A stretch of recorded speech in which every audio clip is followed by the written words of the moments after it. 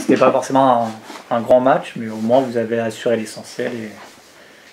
Ouais, il y a eu des séquences qui étaient plutôt intéressantes, il y en a d'autres qui l'étaient moins, en particulier sur certaines séquences défensives où on laisse beaucoup de tirs ouverts ou de tirs faciles à l'adversaire, que ce soit sur jeu rapide ou sur attaque placée, sur des shoots à 3 points qu'on laisse à des joueurs qu'on a ciblés comme Bernaoui.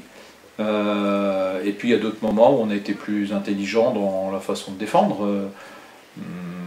À certains moments, on est allé donner des fautes à l'adversaire, ce qui leur a permis de revenir ou de nous être sanctionnés et de ne pas pouvoir, creuser un écart plus important, même si à un moment il doit y avoir 16 points d'écart. 18. Ou 18 même, voilà. Et c'est un peu dommage de ne pas poursuivre sur cette lancée-là du troisième carton. Ouais.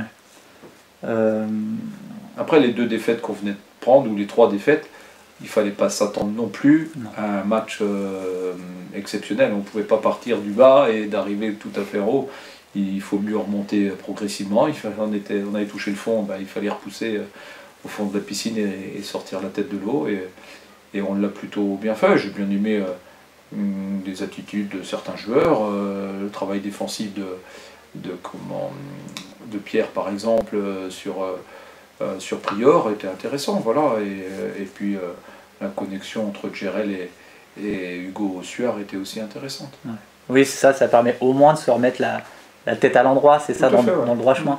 Oui, c'est ça, ouais. Alors on pourrait dire oui, l'adversaire s'y prêtait, ou il manquait un joueur, mais peu importe, vous savez, quand vous êtes dans une série de défaites comme on l'était, n'importe quel adversaire est compliqué à prendre. Et là on l'a pris, bon, ça va nous permettre de repartir un peu plus sereinement à l'entraînement, un peu plus sereinement pour le match suivant, et ce ne sera pas un match facile. À Orchy, on sait que c'est jamais facile, ils sont allés battre Andrézieux à Andrézieux. Cette équipe n'était pas si facile que ça à prendre, hein. Ils ont marqué 93 points contre Chartres, donc voilà, il fallait être vigilant.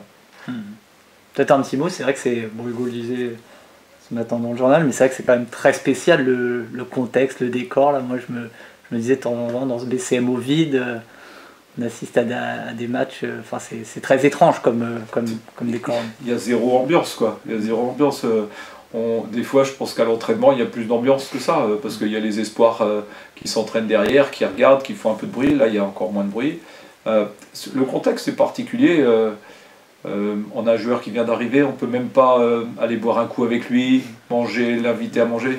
Donc à 18 h il doit être rentré chez lui. Ouais, c'est pas simple. Voilà, et puis oui, les matchs, oui, on fait avec. Hein, les assistants, ils n'ont pas de mal à trouver les annonces des systèmes adverses. Dans toutes les salles, on entend toutes les annonces. Et voilà, c'est un autre basket qu'il faut faire. On a la chance de le faire, on en profite.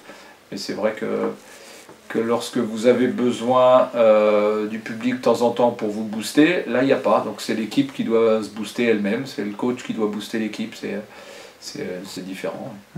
Ok.